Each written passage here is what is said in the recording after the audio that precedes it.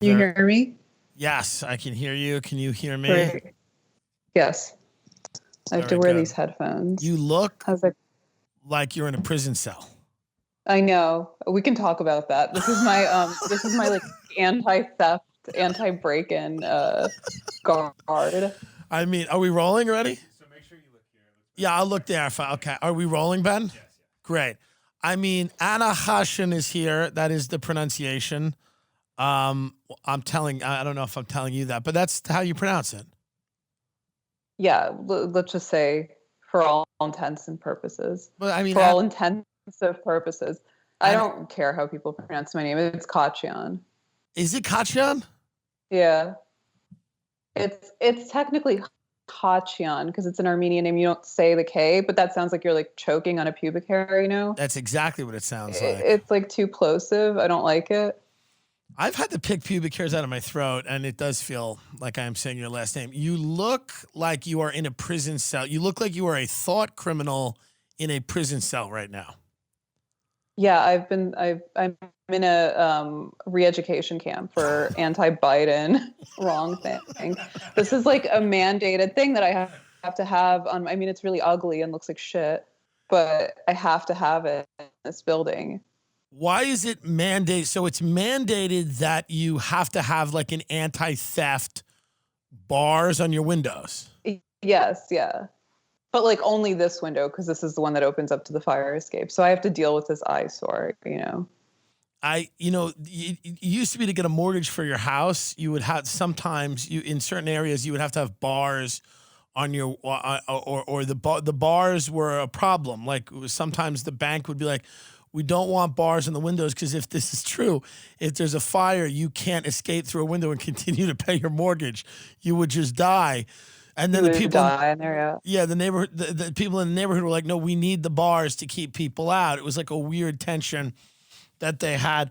Well, I was very honored that the idea that your mom and your sister are aware of me or like my show made me very happy. Oh, yeah. No, my sister's the one that put me onto your show, and she's like a huge fan. And I think my mom is like way more advanced than I am. She knew like who Fetty Wap and like Waka Flocka Flame were before I did. And so this is like what I have to deal with. But basically my sister's like a super fan. She was like telling me about how you called Gavin Newsom a wine merchant. Yes. Recently, which I have to push back a little on that. Yeah. I think he's more like a wine rep. Like he's like one of those guys that walks around with like the carry-on luggage. And by the way, my father was that. My father was a failed wine salesman, which is an amazing thing to fail at, by the way. A truly amazing thing to not do well selling wine. But yeah, Gavin Newsom, we called him an effete wine merchant. Yeah. But I love the idea that I hope that she listens to it like while smoking cigarettes in like a Brighton Beach apartment. That's not how she does, but I just, in my head, I just want her to that's okay. Listen to it like in Brighton Beach in an apartment smoking cigarettes, just angry and kind of like pacing back and forth. Yes. Yeah, cursing the gods. No, but so my sister could conceivably be smoking cigarettes now. I think we all quit as a family, but it basically like, this is like a lot is on the line here. There's a lot of pressure because people have been anticipating this moment, this like merger of like Irish and Russian excellence. Yes. I also wanted to say hi to my gay best friend Dan Allegretto, who also put me on the show and he put me onto your show, and he's also the reason that I know Dasha. Oh wow! So yeah, that's Dan Allegretto for any deranged fans who might want to track him down and sex murder him. ALLE. Just. I love the people that are overly paranoid about. I was on Are you on Clubhouse? You want to talk about neoliberal hell, but I'm addicted to it. You got to get on Clubhouse. Listen to what Clubhouse is. It's all the tech people, all the venture capitalists, all the sales trainers, all the hucksters and gurus that sell motivational speech. I kid you not. They are all on Clubhouse, which is an app where we all talk to each other. and you listen to all of these people, and they're all in their element. And I troll on Clubhouse, of course. Like, I make rooms like, you could start a room, and like my rooms are always like, should I pay for my son's surgery or buy a Bitcoin? Or how do I become a cancer influencer?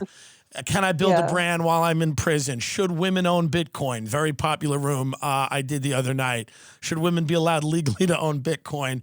And many people were, that was a real debate, but you would enjoy Clubhouse because it's, whatever this stage of decline that we are in as an empire, it is, Clubhouse is it. It's the app for the just complete and utter, I mean, it's just, Zuckerberg's on it. Every now and then he'll pop in.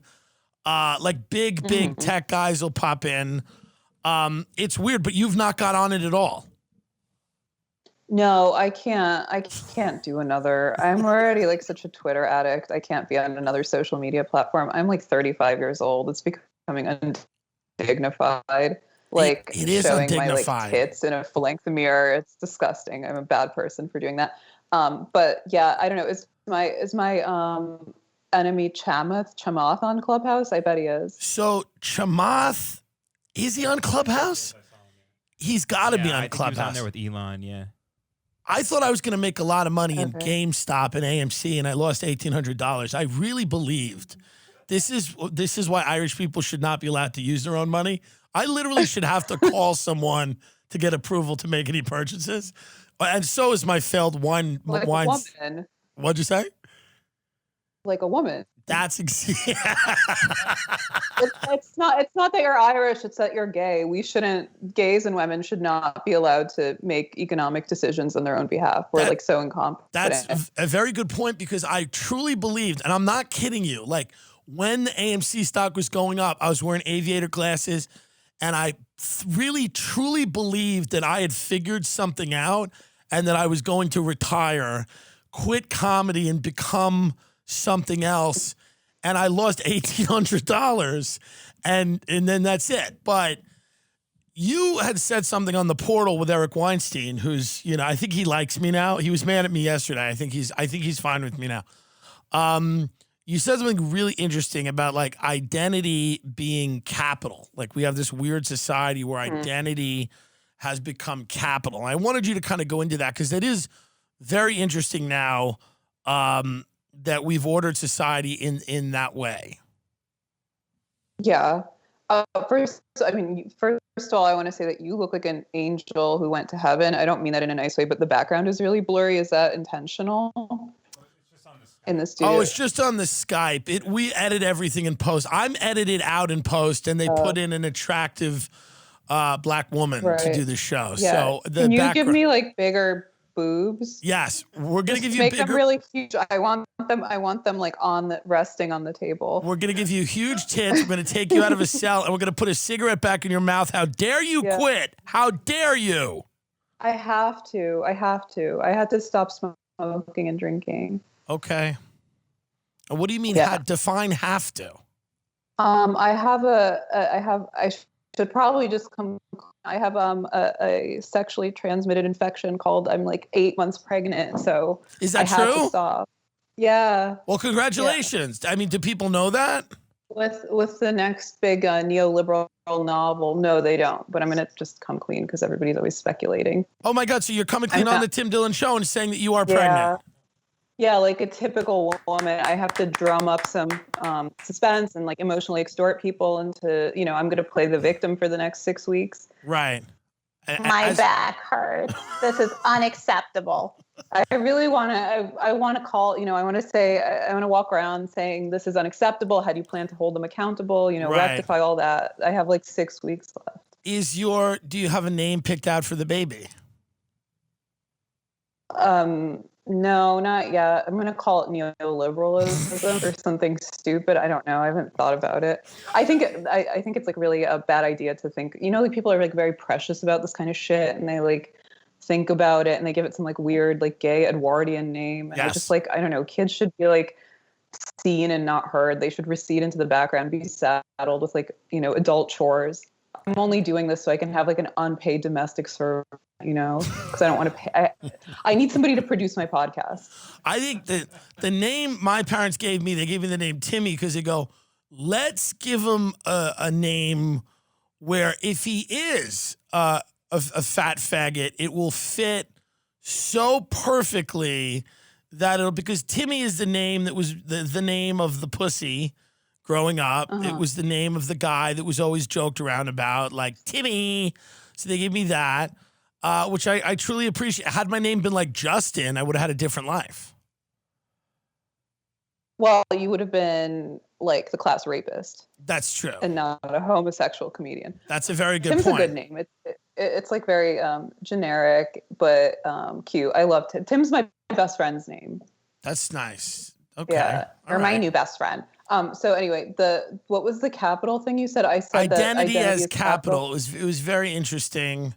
You guys were talking about, I forget how it came up, but it was basically like it's a zero-sum game now, where if Rachel Dolezal is pretending to be black, she's taking an opportunity away from a black woman. If somebody, right? Yeah, so it's strange.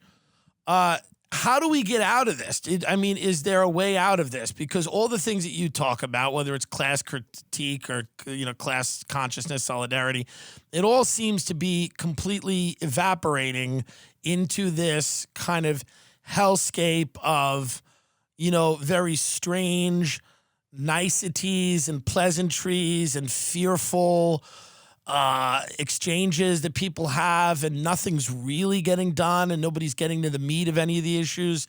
Is there a way, do you see a role for people like yourself on the left to kind of, bring about some new paradigm where people can have real discussions again and make better things happen? In like the immortal words of my podcasting partner, Dasha Nekrasova, I think like socialism is over. I think we should leave it behind in 2020. It probably should have been over in 2016, honestly.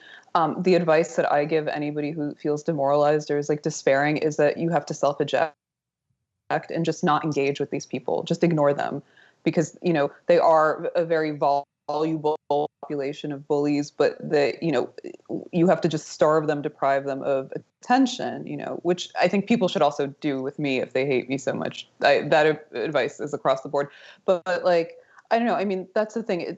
On an individual level, all this identity stuff is like a zero-sum game. Like if Rachel Dolezal decides to identify as black, which is a pretty crazy but generally harmless thing, right? That means she's taking away opportunities from like other people, and this can only exist in like a scarcity, like precarity-driven society, whether or not that's actually real. But we're talking about like this concept of like elite overproduction, that there's like a very small number of seats at the table and everybody is locked in a vicious game of musical chairs. Right. But like, you have to like indulge me for a minute. I studied game theory in college, which is a particularly like shitty and fake subset of economics, which is a shitty and fake social science. And, people treat these things as a zero-sum situation, but it's really like a prisoner's dilemma. Everybody is locked in a suboptimal outcome together, when like the alternative is to mutually acknowledge that this is emotional terrorism and we shouldn't be engaging in it. Yeah.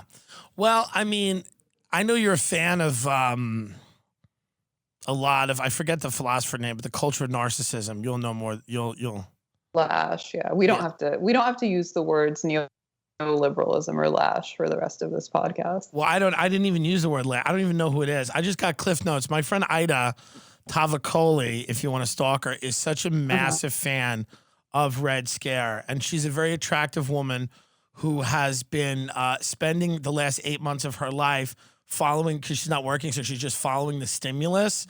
And she's become incredibly educated about like the laws and the Ways and Means Committee. And like, she's so, because they just want the check, her and her boyfriend, whom I love, but they really just want that. Like, they'll tell me, they'll go, 900 billion sufficient. We don't need the 2 billion. And I'm like, but they love your show and they love you and Dasha.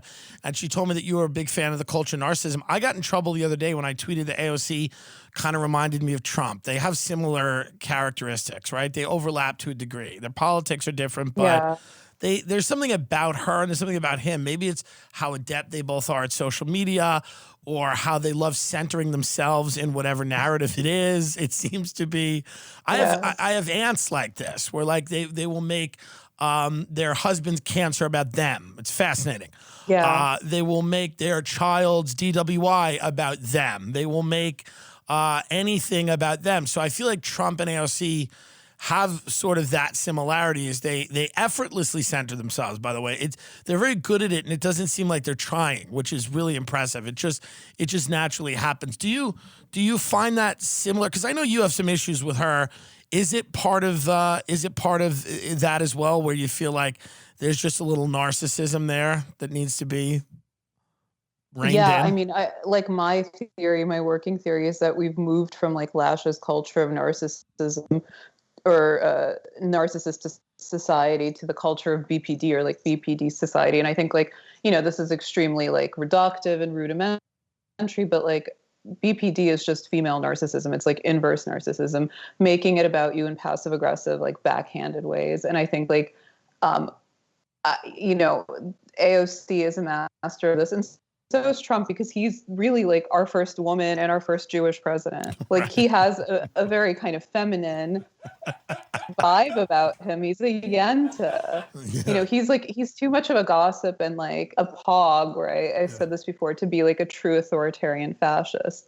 My hunch is that AOC and the squad are far more, they're representative of a far more like authoritarian personality type. But they are these women that I mentioned to you, who love to talk about holding people accountable and like, this is unacceptable. How do you plan to rectify this? And I think AOC is a totally Trumpian formation. Like she couldn't exist without Trump. They have the same posters mentality, right? They have the same grasp of social media. As you said, I think her sense of humor and her sense of comedic timing is worse than his, but they're kind of cut from the same cloth. Yeah, I mean, she's nowhere near as funny. He's brilliantly funny in a way that he doesn't know he's being funny, which is often when I'm obviously a comedian, and like I've seen a lot of people in the comedy world that are incredibly unsuccessful at the business of comedy, but happen to be very funny people.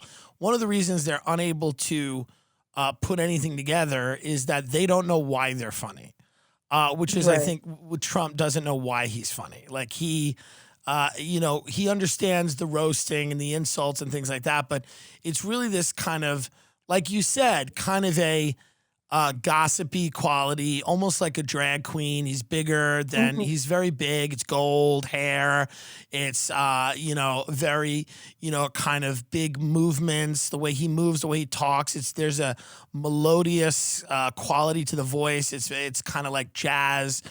It's like a jazz, quartet that's not quite hitting, but it's just, you can't stop listening to it. He's amazing. I miss him as destructive as he's been. There was something about him that I got used to, very much like I was used to cocaine for a decade. And when you get rid of it, you really have to find something else. And this is just not cutting it, right?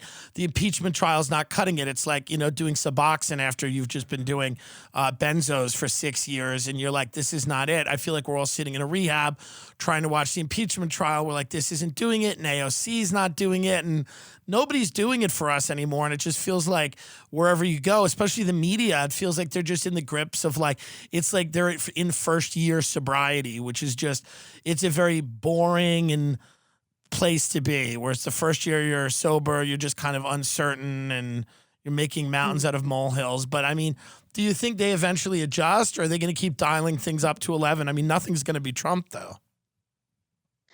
Well, I think they're going to ride out the dog and pony show that is the impeachment trial. Right. I mean, I think that's a purely like cynical, functional decision. to proceed with the Senate trial that nobody wants or needs. It's like total. I mean, it creates a lot of make work for these politicians who don't want to do any real work and who want to continue playing hot potato with responsibility, obfuscating their own liability, accountability, and passing it on to the next guy kind of infinitely. And also, it is great for the media cycle. These people, I mean, the media is like a bunch of like disgruntled adolescents who daddy paid their allowance, and now that daddy's gone, like, what are they going to do? They hate him. They hate dad. I think, but like, yeah, you quoted me once as saying like people are talking about journalists. There's like no journalists. There's like 7 journalists. Like then everybody else is like just whatever, a culture commentator, whatever you want to call them. But like nobody's doing like the actual shoe leather reporting and like putting themselves at risk and taking these major risks and breaking. They're not embedding themselves with anything. These are it's pretty basic, type of like, fear mongering from whichever side, and they just do it all on Twitter. I mean, everything can be done remotely now. Everything is Zoom. It's like a Zoom. Yeah. It's like they're embedding themselves into. Taylor Lorenz, who writes for the New York Times, just sits on Clubhouse every night waiting for one of us to say the word retard, and I say it every 2 minutes, and no one cares because I'm not famous. But she's waiting for. I'm more famous than her. But she's don't lowball yourself. I mean, compared to her, I mean, whatever. She writes about mukbangs. Kidding, Taylor. We know you listen. But she's in the Clubhouse rooms waiting for like a CEO to just say something misogynistic, and then she writes an article about it. And it's like, that's not a journalist. A journalist should be someone who like moves to Dallas, Texas, and writes about the Kennedy assassination for 5 years, doesn't finish a book, and ends up killing themselves. Yeah. Yeah, that's true. And the only person I can think of now who basically occupies that role is like Michael Tracy. He's like the sexiest People magazine's sexiest man alive. No, he's like the most hated guy on the internet. People really hate him. There's like 3 journalists, him, Greenwald, and Taibbi, that don't belong in prison. Right. The rest of them are like, they're professional aggregators. They're bloggers, or they're like, like I said this on the last episode of my pod, they're like basically stenographers for liberal consensus, you know? Well, they could you know what it is? You know how it's not good? Because you could easily take any of those journalists and put them in the writer's room at Saturday Night Live, and they'd fit in. Yeah. It would be like fine. Like they could easily just go in and like write a sketch about Putin coming down the chimney and like hooking up with Trump or whatever high-level satire that $1 trillion operation over there is offering. Sleep is so important, especially for your immune system, okay? And you have a Helix mattress, and it's amazing, and I have one, and everyone loves them. Helix Sleep has a quiz that takes 2 minutes to complete and matches your body type and sleep preferences to the perfect mattress for you. Everyone's unique, and Helix knows that, so they have several different mattress models to choose from. They have soft, medium, and firm mattresses. Mattress is great for cooling you down if you sleep hot. Even a Helix Plus mattress for plus-size folks. So you get as big as you want, and Helix has you covered. Okay? I mean, it's awesome. You don't need to take my word for it. They were awarded the #1 best overall mattress pick of 2020 by GQ and Wired magazine. Go to helix.com/Tim Dillon, TIMDILLON. You take their 2-minute sleep quiz, and they'll match you to a customized mattress that will give you the best sleep of your life. Helix is offering up to $200 off all mattresses and 2 free pillows for our listeners at helixsleep.com/Tim Dillon. helixsleep.com/TIMDILLON. Do it. You're not going to regret it. You could try it out for 100 nights risk-free. If you don't like it, they'll pick it up. But everybody loves it. They have a 10-year warranty. It's great. This is the new mattress. It's cost-effective, and it's the best, and you'll have it for a very long time. Manscaped is here to provide you the best tools for your grooming experience, offering precision-engineered tools to your family jewels. The Lawnmower 3.0 trimmer is the best hygiene tool for the modern man. Because of their ceramic blade and advanced skin-safe technology, your snags on your snowballs will be reduced. The trimmer is also waterproof, so you can trim in the shower or jacuzzi if you're a savage. Manscaped Performance Package is the best buy of 2021. I mean, this is one of those products we sell on the show. If you're a guy, you need. It's the best on the market. It's better than the Norelco Body Groom. It's better than all the other ones. There's not much on the market in this space. Manscaped is really, really good. They have all kinds of things. They have a nose hair trimmer. They have, obviously, the trimmer for your junk. They have everything. If your balls are gross, you can deodorize them. It's just whatever you want here. I mean, Manscaped is really what you need, and it's not only for men. It's for women with penises. It's for women with balls. It's for men who have hair but have periods and are pregnant. It's for everyone. It's for people who have a gender that's really only understood in another life form. It doesn't matter. It's not for men. It's not even called Manscaped. It's, it's just, it's scaped. I won't even say Manscaped anymore because it offends me. I'm going to say scaped. They have a ton of other amazing men's hygiene products on their website, from disposable mats for your pubes to foot deodorant. I mean, now it's starting to get ridiculous, huh? It's getting a little strange. It was getting a little strange. But, I mean, it's like, how gross are people, But, all right, whatever. They have a ton of other amazing men's products like colon cleanse powder. And, it's like, what? It's like, and cream for your open wound. Manscaped. Are you disgusting in every potential way? 20% off with free shipping. But the thing is good. The lawnmower is great. That's the thing that everyone uses. 20% off with free shipping by going to manscaped.com/TimD. 20% off with free shipping by going to manscaped.com/TimD. That's Manscaped for making our winter wieners look so good. What do you like in culture? What is good to you? I mean, I know that you're not a pop culture mainstream person, clearly, but what does it for you? Is there anything out there that, do you do a Marxist critique of the Real Housewives? Where do you live on some of the more cultural things? I don't even know what Marxism is. Oh, I bet that's not true. No, I've never read Marx. My parents left the Soviet Union because they were compelled to read Marx in school, and they came here so I would never have to read Marx again. Right. That's why I'm going to leave America, because we're going to be compelled to read Chelsea Handler very soon. So just to give you an idea of you're going to be compelled to read like Ibrahim Kendi or whatever, right. or Robin DiAngelo. Yeah. What do I like in culture? God, that's a good question. I like Adam Curtis. He has a new documentary series coming out. Hypernormalization was great. That's great. He has a new one. He has a new one. But that man speaks to me on all levels, like intellectual, aesthetic, like conceptual. And he has like a very kind of like mischievous worldview, in that like he's a classic Gemini, much like Trump, Kanye, Azalea Banks. All the great artists of our time are Geminis. My mother's a Gemini. Right. So he has this kind of like what are you, by the way? I'm an Aquarius. Okay. I don't know anything about. I don't know what that means. I think it just means that you're full of shit, which I think is a good description of me. I think it might mean that you're chaotic. Yeah, that's possible. It's a water sign. I don't know what that means, but I think it just means that you're like, I think a lot of people in sales are Aquarius. A lot of people in art or people that talk for a living are Aquarius. Things like that. Yeah, that makes sense. Yeah.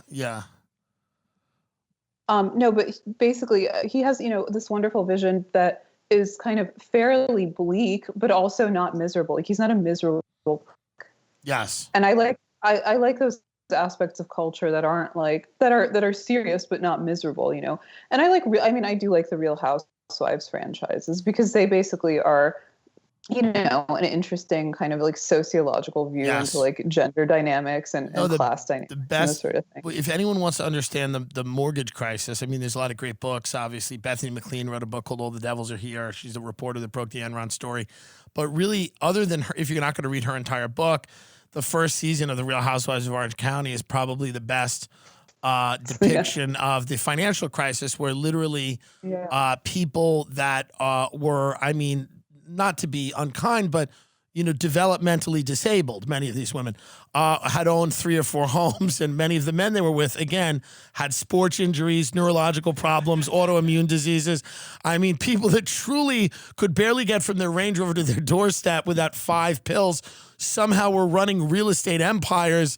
And someone somewhere had to say this is going to come crashing down, and it did. But there's been no better depiction of that crash culturally than Gina Kehoe, who was a fat realtor who used to be a Playboy bunny, and her brain-damaged husband, Matt, who and used to conservative daughter. her conservative daughter, her brain damaged husband Matt. They're trying to get the kid to play baseball, and she goes, "We bought 3 houses. Each of the kids have a house." And you go, "Oh, this isn't going to work."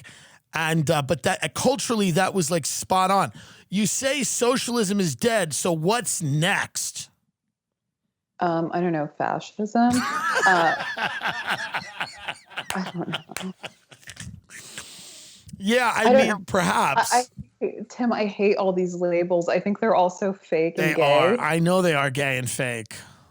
You know, I was like listening. I actually listened to the episode you did with Candace Owens, right? Yes. And who, by the way, and I've never said this, but since you said you want to come out and say something, I'll say something.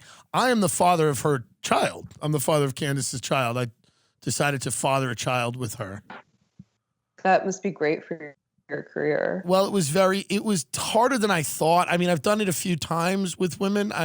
I've had sex with women. None of them would say it was great, but they were all preceded by 5-course dinners and carriage rides to the park. So, I mean, really, it's the whole package. You're not a what's it called? A gold star gay? Is that what it's called? Yes. One who's never gone near a woman. No, there's several Long Island women who've, had the privilege of being near me. What up? So you listen what did you think about that episode? Because people got mad at me that I didn't scream at her or something. I mean, I don't know. She's really cute and smart. I like her. She's zippy and peppy. She reminds me of Black Paglia. She has the same energy. Yeah. I don't know if I don't want to say she's Camille Paglia. I think we might have to slow down with that. But I do like the energy. I do like the energy. She's peppy.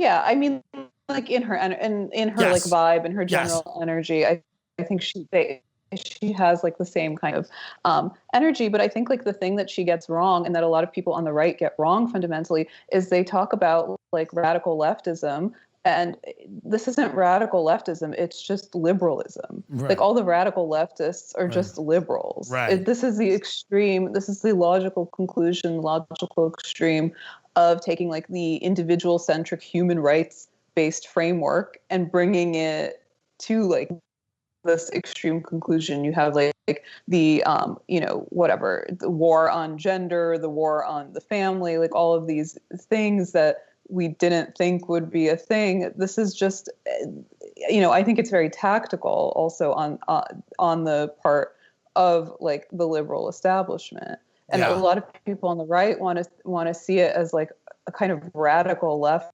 phenomenon, and it's really not. I don't think there is any meaningful socialism or leftism in the United States of America. No, there doesn't seem to be much, and obviously they're all these things are all unfortunate terms, but in terms of the most aggressively liberal people are also very much careerists in a very boring office. They love office politics. They love these meaningless awards they give to each other. They love committees. They love nonsense. There's something very sexless and sad about that particular iteration of liberalism, that culture, even though they're hyper obsessed with sex and sexual freedom. No one seems like they're having it. It seems like a very strange, churlish kind of, hyper focused on career. I mean, everybody's got the attitude of like, somebody that wants to be the CEO of the public space. That's what it feels like. Everybody just wants to own a certain, has certain turf, and this is where I stand, and just fucking, sling my half-baked ideas. And as a comic, it's just watching comedians become this has been sort of sad, because I knew a lot of these people, or I had, had limited interactions with them, but I had appreciated some of their work. And like, Chelsea Handler used to write some really funny books about her pussy, and they were funny. And, she used to write, about shitting herself and whatever, having sex with midgets or whatever it was. And now she's doing documentaries about white privilege. And I feel like it's hard to see that change. I don't know what to do with that. I don't know what to do with Jimmy Kimmel saying that the people trading GameStop stock are Russians. I don't know why he's doing that. I don't know what it does for him. I don't understand. I mean, some of them probably are. I think just like you ignore it and you do your own because I think there's enough of like an extra institutional population of people that they have, like somebody like Joe Rogan, right, has Yeah. way more influence than any of these people, and they know it, which is why they're always trying to like get him branded as like a fascist or Right.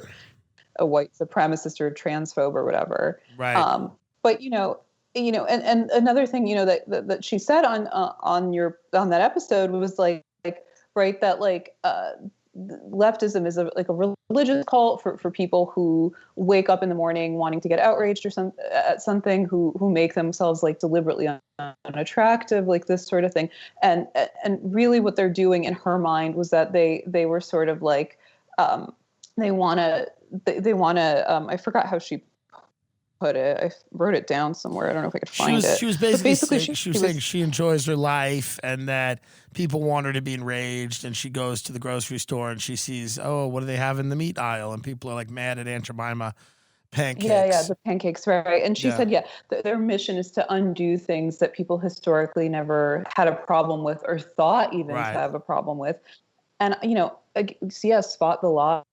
Like, she's not wrong, but that's fundamentally even too charitable, because what they're really doing, I think, is so much worse, which is taking credit for fighting these kind of simpler battles of the past that have already been meaningfully settled far in advance by forces outside of their control, mainly economic forces and economic processes, So they want to take credit for like accelerating certain battles, like the battle, like all this like gender discourse, trans rights and stuff like that. And basically those things were already kind of like economically baked in the cake, that people would become kind of less gender binary as women enter the workforce. Right. You know what I'm saying? Right. So many of these forces are, like you said, brilliantly out of people's control. They're not exactly malleable. They seem to be sort of static forces that just shape the culture in different ways, and that manifests in different ways. Some of those ways are incredibly annoying, some less so. You talked about Me Too. You said something very interesting, that Me Too was kind of going to be used as the precursor for a lot of social control. A lot of compliance, this idea that we want, people that are not asking too many questions or are complying. And I'm sure people don't get a little angry with you for that stuff on Twitter. People get a little angry for you. Pagli always brings up the great point that men and women had worked separately for hundreds of years, for all of history. And like men and women working together all the time in the proximity they are is a relatively new phenomenon. And some of the things that come up are, somewhat understandable. Go into the Me Too as a precursor for compliance. I think that's a very interesting concept. Yeah, I mean, I guess the trick is that, again, like all of these things were already made kind of economically unviable. I think like my gloss on Me Too is fairly kind of like cynical and unforgiving. I think like the kind of tiny brain read was that it was a justice movement. The midbrain read was that it was a revenge movement, which, by the way, the most kind of intelligent and sophisticated advocates of Me Too acknowledged. We're just getting revenge on men, and we're playing by their rules. The third tier kind of large brain take was that this was a labor movement, that it was a changing of the guard. They were sweeping out the old guard and replacing it with new blood, i.e. women and minorities. And then, for me, there's like this fourth tier that's like the galaxy brain take, that this is kind of a psychologically motivated, it's a psychosexual movement, which I'm like doing my greatest hits. I've said this like a million times, but women think they're mad at men because they're hostile and aggressive, and they're really mad at men because they're ineffectual and indifferent. Right. Because men and women, for the same spots in the workplace, men now view women as economic and professional rivals. So there's this like weird kind of psychosexual pulsion. There is like Me Too does feel very often like a provocation to men. Right. To take the bait, which they won't, because for various reasons they're demoralized and non-productive or whatever. But I think more than that, my biggest fear with Me Too had nothing to do with sex or gender. It had to do with the fact, like right away, like I feel like I clocked it. It had to do with the fact that it was a kind of dry run, a dress rehearsal for the broader erosion of due process that we're seeing right now across professional spheres, especially like in tech and in media. So, Right. People getting fired, dismissed, like canceled, whatever, this sort of thing. And I think like it was very, again, I don't know if it was like conscious, but it was very tactical because Me Too is appealing for a host of reasons, mainly because you cannot argue with a victim or else you're an unreasonable monster, right? Right. You can't argue with like its general slogan of believe women, because if you problematize, if you call into question that slogan, it must mean that you don't believe women, and then what kind of a person are you? I also have a problem with who society claims are victims. I quote tweeted David Hogg today because he's now coming up with a new pillow because the My Pillow guy is, I don't know, alt-right. He's making an alt-right pillow. So David Hogg's not trying to make a progressive pillow. And I just don't. Yeah, have you heard about the David Hogg, the Parkland kid? David Hogg is one of those crisis actors. Okay, yeah. Yeah, no, he is. He's a mealy mouth. He is making a progressive pillow. But here's the thing. I don't think any of these kids are victims. I would have loved to be in a school shooting and survived. I don't know that that's I mean, think about that. To be in a school shooting and to have survived. Are you a victim after? You're a victim during it, but when you come out the other side, are you still a victim? This is the last week of our YouTube channel, Ben. Thank God we are in Texas because this will be the last week of our YouTube channel. But that's a great point. You can't argue with certain people. What kind of mom are you gonna be? Are you gonna be a tiger mom? Are you gonna be like a helicopter parent? Or are you just gonna let your kid wander around the Lower East Side and figure it out? Have you decided? Yeah, I haven't really thought about it. My own parent, I mean, I think I'm just going to be more like a father figure than a mother figure. I already know how finally for the first time in my life, I like know how my dad feels because I look down and I can't see my dick and it feels like really awful. And I'm just like standing there dangling cold cuts in my mouth. Don't worry about it. You get used to it. Don't worry. You get used to it. Sometimes you just pull up the gut and take a gander. It's still there. It's still there. I'm so excited that you're having a baby. It's a pretty crazy and cool thing that you are going to be a mom. That's pretty awesome. Yeah, we have to. It's nice. I mean, it was like totally unplanned and whatever, but like I think everybody I know who has any sort of disposable income is having a baby. I read on Twitter that actually birth rates are still plummeting. But literally everybody I know is pregnant. Yeah, well, there's nothing left to do. There's nothing left to do. All the battles have been fought and lost. It's time to have a kid. Yeah, it's time to fuck and suck and take back the culture. Everybody also that I know who is pregnant is having a boy, which is very interesting because it's almost like nature is finally healing itself. There's all these girls. A couple years ago, it seemed like everybody was just having girls, Yeah, it's a good point. There was a lot of girls, and now there seem to be my godson is a male. There's a lot of male children in the world, and we welcome them. Well, I mean, it's going to suck because they're all totally useless, and the 10% or whatever that you can't turn trans, you have to send to the white supremacy or like domestic terrorist glue factory. Yes, that's very true. But my godson is part Filipino, so we are going to really. That's pretty cool. He's half white, half Filipino, and we're excited about it. I would not have accepted a white godson, like a white baby. I would have. Yeah. I'm very happy he's half Filipino.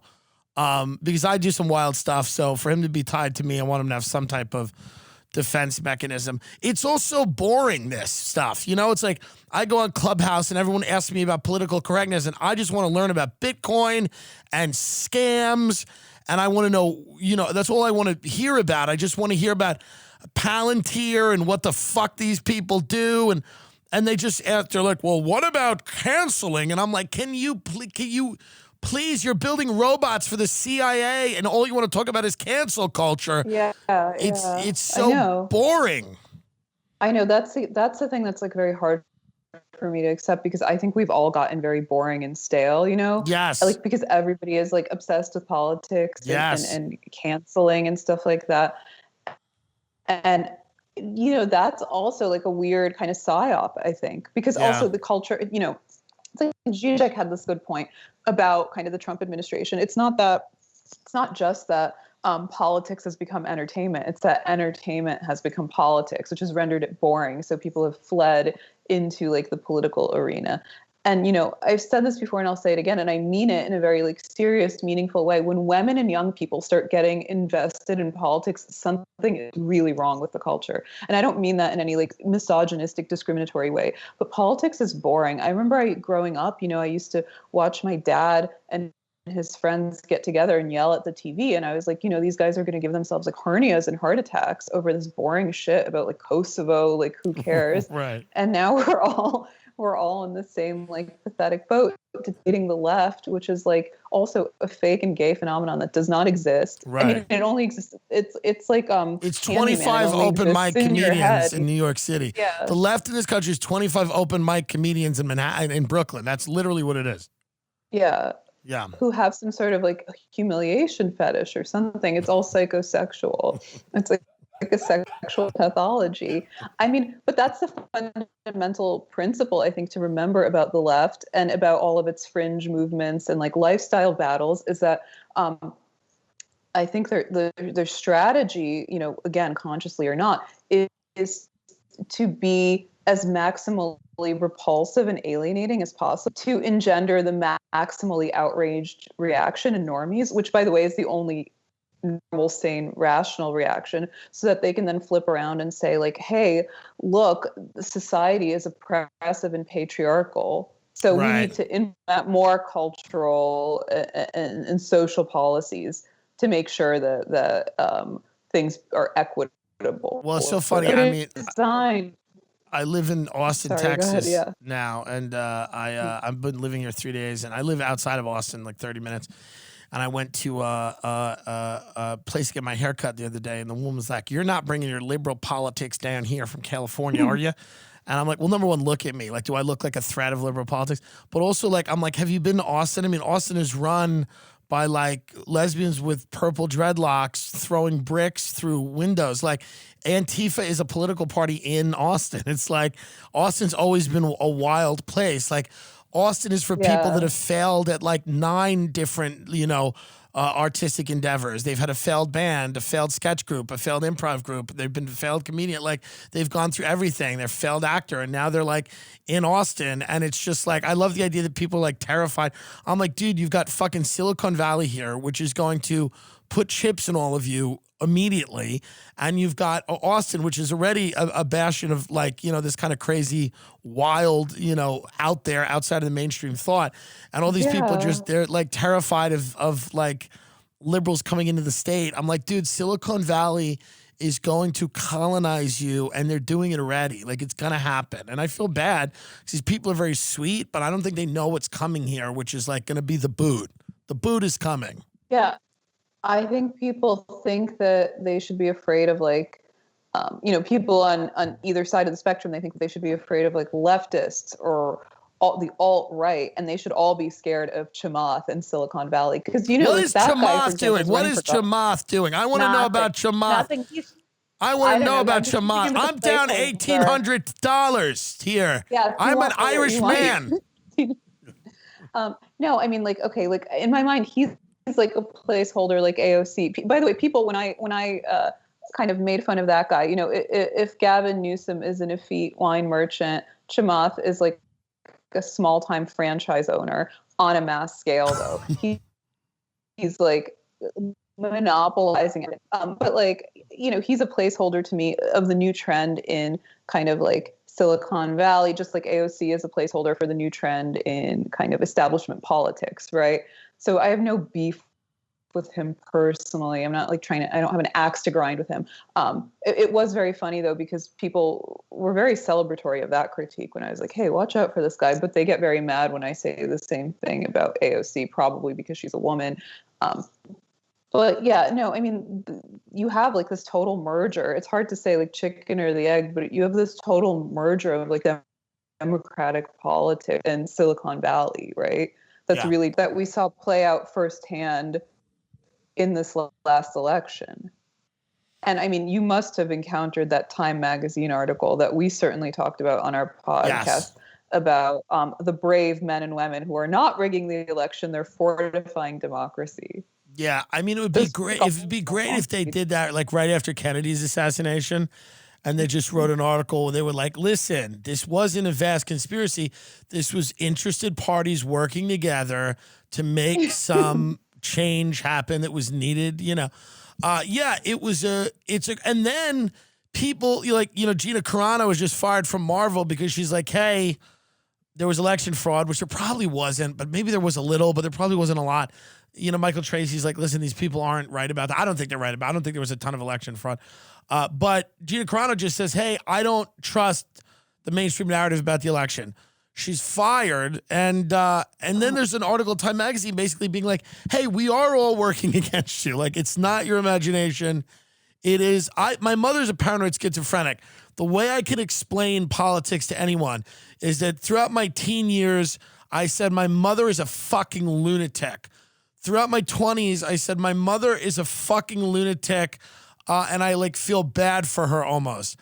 Now in my 30s, I'm like, my mother is a fucking lunatic, but I really have to hear more of what she says because she's right about 30% of what she says. Wait, is your mom like legit a paranoid schizophrenic? Yeah, she's in a mental institution, paranoid schizophrenic. Well, all schizophrenics are paranoid. It's not like there's a schizophrenic who's like, but I trust everyone. It's all paranoia, and I have just enough of that to be funny and hopefully not too much more of it. But yeah, she's real mentally ill. That explains everything, though. Yeah, not like there's a lot of comics that pretend to be mentally ill, which is very sweet. There's a lot of people like Chris Gethard has a whole show about mental illness, but my mother's like never been profiled by Rolling Stone. She's like legit mentally ill. She didn't diagnose herself on Instagram. So, it's like real mental illness. Real, like, she'll tell us Elvis is her dad. She thinks Elvis might have been her father. Like, real mental illness. Yeah, not like I get sad occasionally and, need to tweet about it. She's, like, legit cooked. No, I know. My mother has never been diagnosed with anything, and she's probably going to kill me for saying this on a popular podcast with a video component. But I think, my hunch with my mother too is that she's probably schizotypal or something. Like she's definitely cluster A, which is pretty rare for a woman. And as a result, my sister and I are totally cluster C. We kind of like avoided the cluster B, like BPD train. And we're completely conventional conservative neurotics. We're very boring and stable and dependable because we grew up with a crazy mother who, by the way, is like right all the time about like politics, culture. Her reads on everything that have nothing. Her read on everything that doesn't have to do with her personally is totally accurate. You need to be a schizophrenic maybe to see things clearly in the climate that we're in. It's probably a great advantage. Yeah. I mean, it reminds me of that Artie Lang, RD, not Artie, quote that the only kind of sane response to an insane society is insanity. Well, I'll give you an actual Artie Lang quote who said to me, which is actually the same idea. Artie Lang looked at me at a comedy club once and he said, he goes, I've been sober for 6 days, but the biggest problem is this business only makes sense when you're on heroin. I mean, yeah, it's the same quote. That's incredible. They should get together. That's the synchronicity. That's truly amazing. Gabby makes so much sense. If you have car insurance and you think you're getting ripped off, but you don't know, you just go to Gabby. It's so easy. Go to Gabby.com, GABI.com/Tim Dillon. What Gabby allows you to do is compare your current insurance quote to a bunch of other companies. On average, Gabby customers can save $961 a year. Okay? Easy. This is how I got mine. When I got my car, I did this to get my insurance. We looked at the insurance I currently had and then the insurance that I could get. And I found out there was a massive problem. So, that's what we did, and I think that would be nice to have a few extra dollars in your pocket. And if they cannot find you savings like they did for me, they'll let you know so you can relax knowing you have the best rate out there. And they'll never sell your info. So no annoying spam or robocalls, okay? So you just get to compare your current car insurance with 40 of the top insurance providers. It's easy, I have good insurance and I've totaled 5 cars. So it doesn't really matter. You can have problems. You can have, you've totaled cars. You could maybe, there was a 100-car wreck in where? Dallas? 100-car pile? Fort Worth, yeah. 100-car pile up in Fort Worth. Mm-hmm. That guy that started that, he's got to go to Gabby. He's got to go to Gabby and find out which company wants to buy a ticket for that train ride. But that's why you got to be careful traveling. Gabby customers save $961 a year. It's $1,000 a year on average. It just makes a lot of sense. I've had, how many accidents have you had? I've had 3. 3. Interesting. I've had 5, but I haven't stuck around for all of them. The ones that I've had are I've had 2 that have they're I stayed and then with cops and we exchanged information. Right. But a lot of them I just went. You just walked away. You got to go sometimes. I'm not saying to do that, but I'm just saying this is my experience. It's not a bad idea. If you get in an accident, to kind of just get out of there. If it's a terrible car, just walk away. And leave. Just leave. But you got to go to Gabby. Go to Gabby.com. I'm telling you right now, /Tim Dillon. That's Gabby.com /Tim Dillon.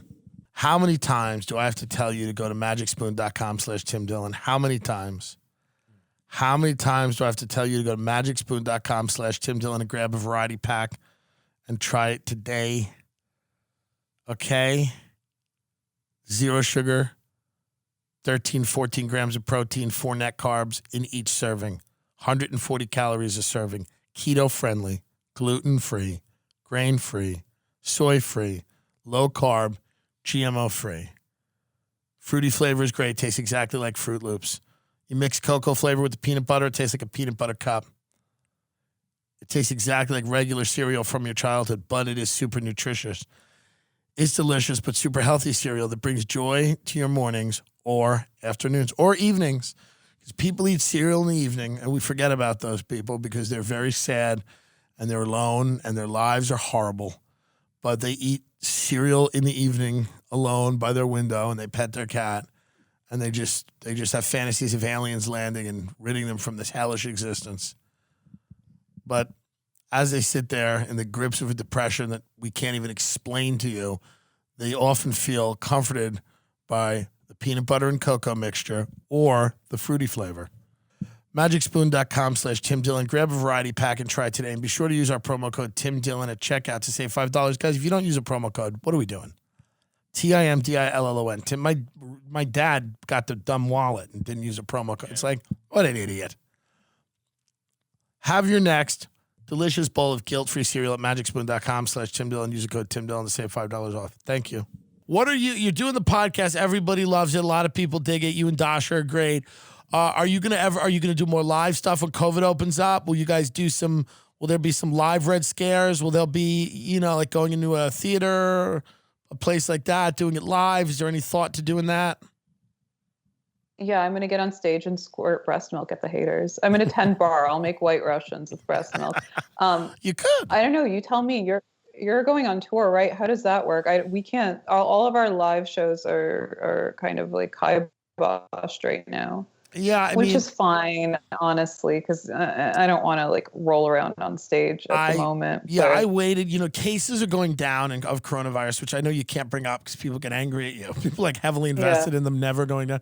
And there's a lot of people I know that just love digital life so much. They're like, I don't want to shake a hand or look in someone's eye. Thank you. And I'm like, okay. But we stopped our tour when cases were going up. I think we stopped it in October, Ben? Because the club we were just like, okay, enough's enough. And now the cases are really kind of going down. We're going back to some markets and they distance the rooms or whatever. But it's it does seem to be this imperfect reality where there's not going to be one day where they just shoot a gun in the air and go, okay, life's back. It's this strange kind of going Yeah. out there and just, trying to figure out how to do it safely, and people are going to take the risks they want to take. I mean, this isn't life. That's the thing. Like, sitting in a room for 2 years isn't life. And I know that, obviously no one wants anyone to die or get really physically hurt or sick or long-term sick. But it's just, this is also speak for yourself, but yeah. But like, well, that's why I didn't say I didn't want that. I said no one wants that. I was talking, when I say something nice, I talk in a very abstract way. Yeah. It's good for the advertisers. I go, no one, and I mean Blue Chew doesn't want anyone to get sick. BetterHelp.com doesn't want anyone to get sick or hurt. But I'm just like, I got to figure out how to kind of live again, because I think that we're all getting too used to this. We're too used to this. Yeah. And the Silicon Valley people love it. And when I'm on Clubhouse every night, a lot of them are like, this will never end. We're going to have a pandemic every 5 years. You got to use all of our apps to live. We're going to be distant. You can't see anyone, can't see your friends. We consider that domestic terrorism. So just everything you say and do is going to be moderated by us. And content moderation is going to be the major focus here. We're going to curate your entire life. Every thing you will like because we put it in front of you. And it just feels like an empty life. And I want to get back to like the regular empty life I had before this. Yeah, I want to go back to like doing lines in bars and having like unprotected sex with strangers. Yes. You can't really do that anymore.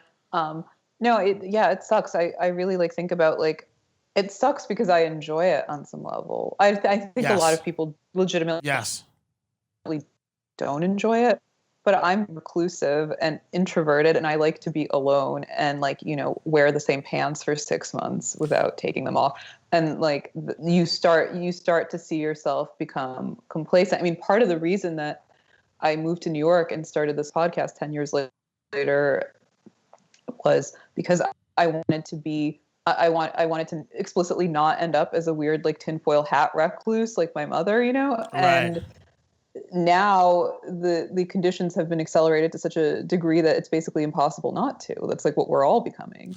Yeah, there's a lot of, my friend, the kid who opens for me, Dan, said that there's a lot, like you see a lot of women like really kind of leaning into this, like I'm such, like 26-year-old women being like, I'm such a grandma, I'm a cat mom, and like they're baking Yeah. bread and they're drinking wine, they're like just, I'm a wine drunk, and it's like just very strange. It's like the female incel. It's like the female version of the male incel, whereas it's just like, I've made banana bread and I'm drunk and Kamala's my girl boss, and like whatever whatever personality type that is. And yeah, it is, to me, I just want to get out there and see the ruins of the country, the just desolate nightmare hellscapes in which I try to entertain people, the long stretches of highway where people are just praying they get trafficked. They're hoping someone throws them in a van. I mean, truly, I mean, the places where people aspire to be in Pizzagate. I want to see that, the places where there's buffets and people smoke cigarettes and people are angry and they talk about conspiracy theories after church, and, they come see my show because it's really the only option in town. And, it just feels like I want to get back to that, really, as Chris Hedges' book says, America, the Farewell Tour. I want to get back out there and just kind of do that. What's your read on him? He's like a fun guy. He's usually right about stuff, but he's been writing the same article for like 40 years. But he's so funny to me. Like, I think he's one of the funniest people because me and my producer will just sit and smoke cigarettes and watch him do these very solemn sermons, and where Chris Hedges will like take the stage at a church and he'll be like, the issue we are here to discuss today is death, our collective death. Now, our physical death is more imminent for some than it is for others. But we are talking about the deaths of ecosystems. And it's just, to me, it's like the only real comedy. It's the only thing that really makes me feel better. Yeah, it's the only thing that kind of like transcends the self-parody of the Trump administration, which no one is able to match. Right. I don't know. I remember reading Chris Hedges when I was like 18 and feeling favorable about him, but yeah. I can't say I have like a particularly well-formed or our dream is that Chris Hedges is actually like a closet hype beast, like a sneaker freak. Like he talks about the corporate oligarchy, but he loves like Bape hoodies and sneakers and he can't get enough of it. And he's just completely like deeply shamed because he's also like a Christian and a minister. And he's deeply shamed of that he has just a shoe fetish and won't stop. He's just a sneakerhead. And yet he still, you know, delivers these eloquent speeches about, you know, the corporate totalitarianism and the state. And, you know, that's our hope. Are you optimistic? Well, you're having a kid. Are you optimistic about, are things going to get more fun? Do you think? Or because everything now seems like everything seems so fucking dry.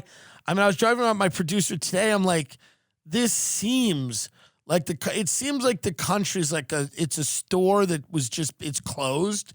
And everybody is just wandering around looking for exit. I mean, there's just nothing fun about the culture of the moment right now. I mean, I think like the culture is like what you make it, right? I have no choice but to be optimistic. Right. That's the great thing about having a child. That's why I should adopt like a child. Yeah, you got to adopt some like Black or Asian kids, maybe like a Russian one who's like. I work with a lot of like alcohol. Yeah, I work with a lot of like 19 or 20-year-old college students that are in need of like there's kind of like mentorship and money for school books. So I work with a lot of them, usually, you know, kind of hard groom them. Well, swimmer's body, you know, kind of athletic 19, 20-year-old college youth that really want sort of a father figure. So I'm doing that. That's kind of an informal foundation I've set up for them, sort of just kind of, it's a direct, because I do think there's young men do need a father, and Jordan Peterson's really not cutting it. So I think they need more of like, you know, kind of like a grizzly bear in their life. So I try to put myself there as much as I can. Yeah, Jordan Peterson. I mean, that guy got a bad rap, and I think he was like unfairly maligned in the media, especially in the leftist media, who wrote like endless think pieces about what a pee poo poo he was or whatever. But that guy really was like the victim of his own insights and predictions. Yeah, it's really sad. It is sad. I'm doing his daughter's podcast soon. I liked him. He was a little wacky. I'm doing his daughter. Like he would, you know, he lost me when he started going into like, you got to fight the dragon and bring the gold back to the village. I mean, that shit. I started to go, wait, what are you doing? He started at the end. He started to sound like Gary Vaynerchuk. Like he started to sound like just an Instagram motivational speaker at the end. He's like, you just need to, you know, you have to fight John on the belly of the whale. I'm like, what is happening? Like it was a little. It started to stray for me. It's where I couldn't get into it anymore. I couldn't get into it, but a nice guy, and I feel bad that he had the drug thing and whatever, and he had an apple juice and almost died and went to Russia. I mean, I don't know. He has a wild story. I mean, it's true. I mean, it's a kind of crazy, like fairy tale story of like the guy who drank an apple juice and woke up in Russia. Very interesting. Yeah, it's funny that your Jordan Peterson accent is like a Irish leprechaun accent. I can't he has like a very frog voice. I really can't do any accent except. Have you ever seen the show Mob Wives? Yeah, of course. That's a cultural product I enjoy. I love Drea D'Avanzo. She's Albanian. Drita's I feel great. Kind of like ethnically adjacent. Drita. I know Drita. I've spoken to her a few times. I interviewed someone on the show, Ramona, one of the other ones, but the only impression I can really do is a character named Big Ange. I'm dating a guy who just got out of jail for murder, and he bought me a Pomeranian. So that's the only real impression I can do as Big Ange. I love Big Ange too. Rest in power. You know, she's totally like reminds me of like a whore from like a Pasolini or Fellini movie. Yes. Like I think people have this like view that Italian Americans have like their own culture, but if you actually travel to Italy and observe them in their natural habitat, it's the same thing. Wow. They're just like about 40 pounds thinner. So if you go to Italy, there's people that have Scarface posters on their wall and like their room smells like Dracar Noir. The second one, yes, not the first one exactly, but the fashion sense is similar. You know what I'm saying? Yeah. Yeah, it's very interesting. I mean, they're a happy culture at times. I mean, my culture is as tragic as yours. Let's be really honest. You keep freezing. I know you keep They're- freezing too. I mean, it's Silicon Valley.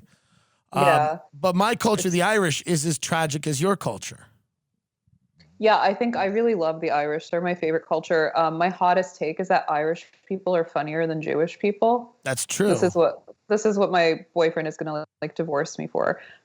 We're not even married, but yeah, I think they're funnier, and I say this against my own people, and I think it's because they lack the kind of solipsistic, neurotic, correct, woe is me impulse, but they are. I mean, I take that back because they're also very much self-hating. Right. And like Irish excellence is mediocrity. It's really thunderingly beautiful. Yeah, and I am one of the top tier Irish people. Just to give you an idea, I mean, I do a show from my room. I'm one of the better. I'm like one of the more successful Irish people in America. Who's the other one? Rory McIlroy, the golfer, looks like he got hit in the face with a golf club.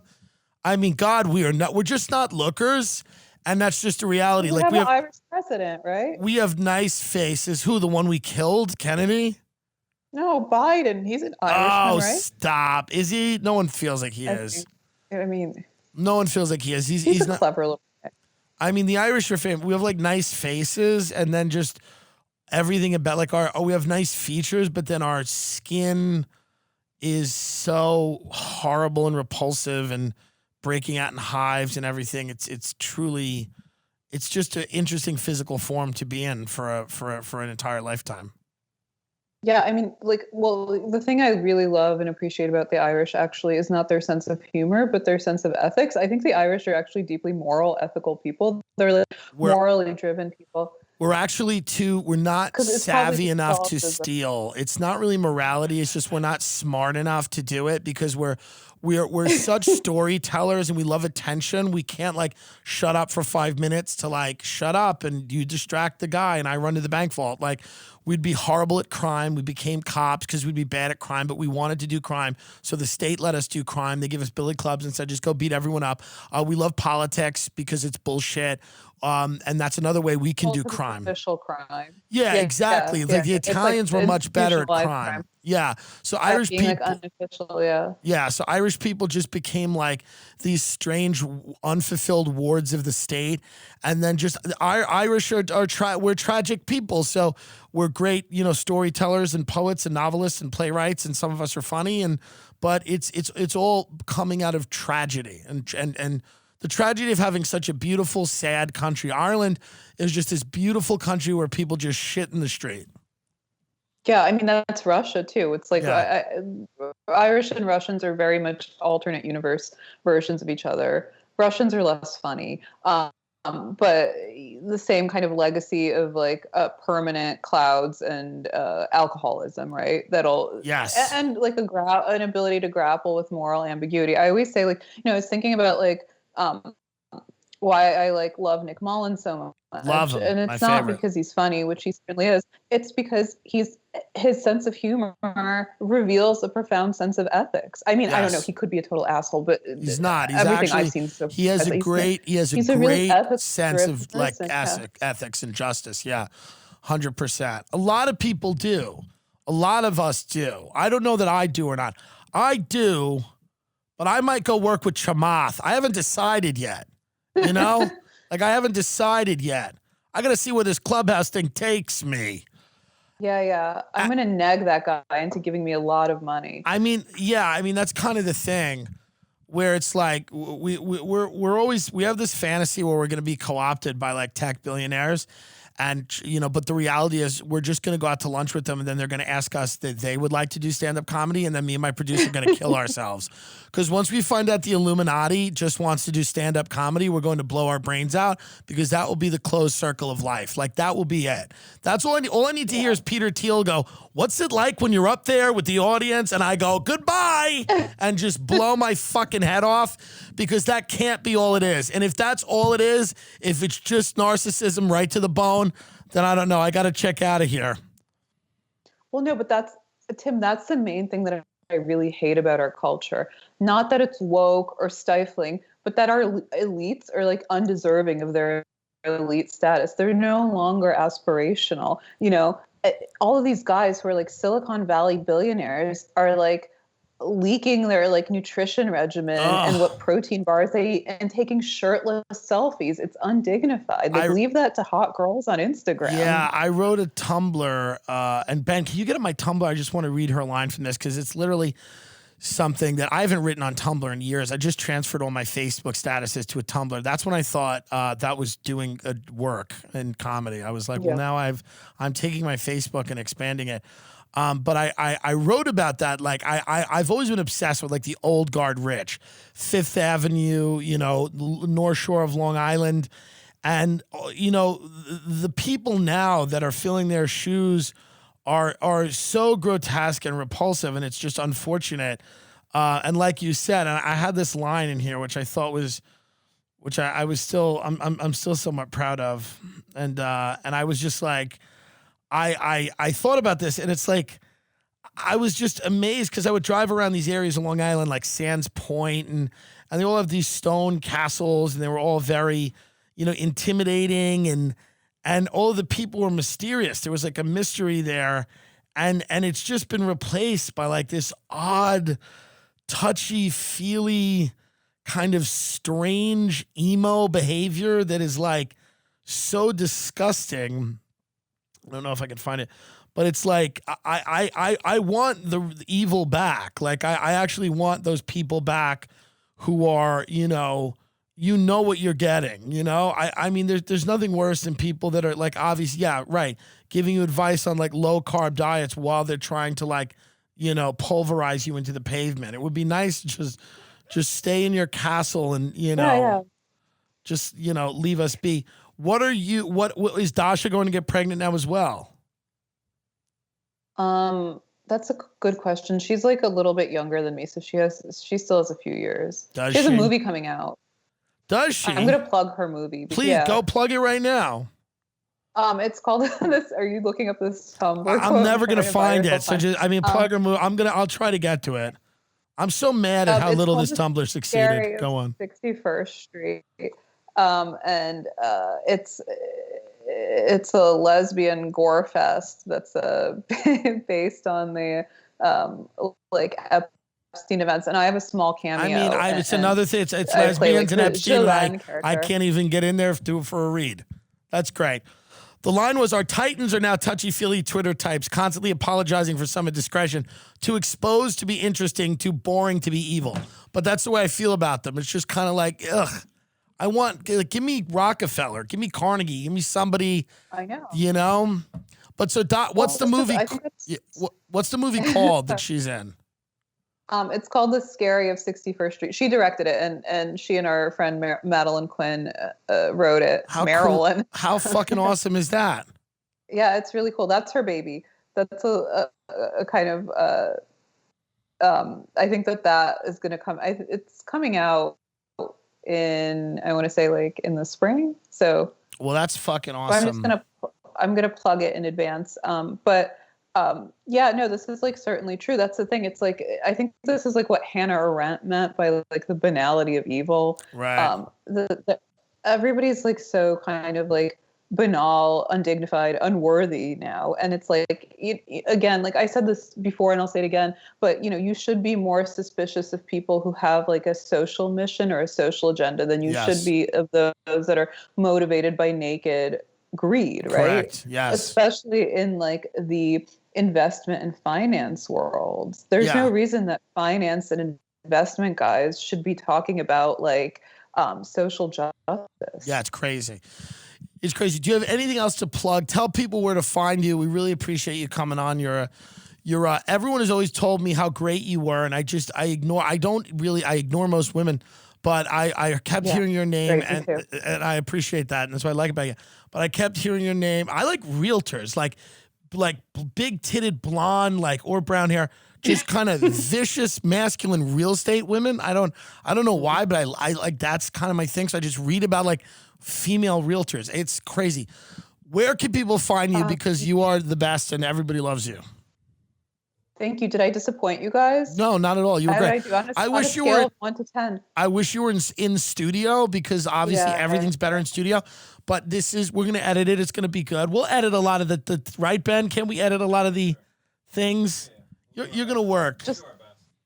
Yeah. Just, you know, edit out the parts where I look desperate and lost because one of our screens froze. But where can you find me? On Twitter.com. Unfortunately, though, I should probably deactivate again. And I don't know if I have anything. No, don't deactivate. There's nothing better than pushing a baby out and then grabbing that phone and going right back to it. There's nothing better than holding your child and going, giving it to your boyfriend and going back to business, grabbing the phone and just going. Oh my God, that's my worst fear. No photos. But because I don't trust myself, first of all. You see how many photos I take of this freaking cat. By the way, I was trying to I have treats. I was trying to lure the cat over. At any rate, you can find me on Twitter. I have some stuff also coming up on the horizon that is not a baby, but I guess I'll talk about it later. Thank you for having me. No, well, you're the best. I'm very excited that you chose to break the news of your pregnancy. And you really haven't said anything before this podcast? No. Okay, it's not like Brendan Schaub. Remember when Brendan Schaub said he told us the name of his son for the first time, and then he said on 4 other podcasts? We're like, okay. Yeah. But no, I really appreciate that. I'm very excited for you, and it's like you're a real grown-up now. You're like a real adult. I know. Should I adopt a kid? I don't know. I don't know. You want to adopt my kid? You can have my kid. Well, it's a male. Girl boss. It's a male. Yeah, it's a boy. Okay, that's just. I mean, I might like to raise a woman too and make her a real estate agent. A lesbian. Like you're like a bull dyke realtor. Like that's what I'd want. Like a tough realtor who was like very just like tweed jackets in the Northeast and like sold mansions in Greenwich and like kind of like William F. Buckley with a cunt.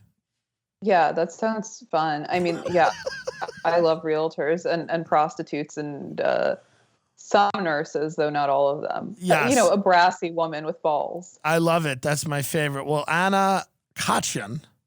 Yeah. You are phenomenal. I'd love you to get out of jail. I mean, New York's such a hell. I mean, I love New York. I'm a New Yorker. It made me who I was. But I mean, God, it's just bleak over there. Yeah, it sucks right now. And now there's all this gay and fake news about how we have to wear 2 masks. I mean, yeah. What are we doing here? I mean, I'm just in the middle of Texas where I just want to get bit by a rattlesnake and die on the side of the road alone. You know, I just want to sit on a porch and smoke cigarettes and, you know, talk to people I no longer have any interest in hearing or seeing. Yeah. I mean, you should do that. Wait, are you coming to the East Coast for your touring schedule? Oh, yeah. I'm doing Baltimore. I'm doing Pennsylvania. I'm performing in a heated dome in Pennsylvania, 2021. I'm doing Cleveland. I'm doing Providence, Rhode Island. There's nothing open in New York right now, so I'm not doing that.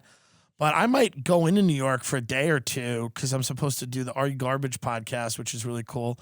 I might just pop into New York really to eat at a restaurant more often than not. To me, New York City is really about restaurants and everything from diners to, you know, Randazzo's Clam Bar over in Sheepshead Bay where I would just sit with old Russians and eat, you know, Manhattan clam chowder silently and watch the snow. You know, I do miss that about New York, just kind of eating alone, which is really such a requirement in New York that you just go out and eat alone.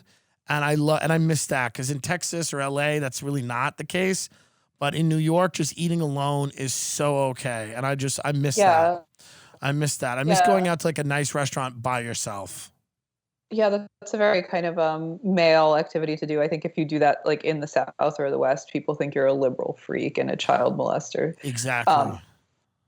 Anyway, please stop on by to New York, eat in one of those weird inflatable tents. If you come at the end of March, you can have my baby and I can embark on my girl boss career and get skinny again. I hope it ends with me raising your child and you with Chamath.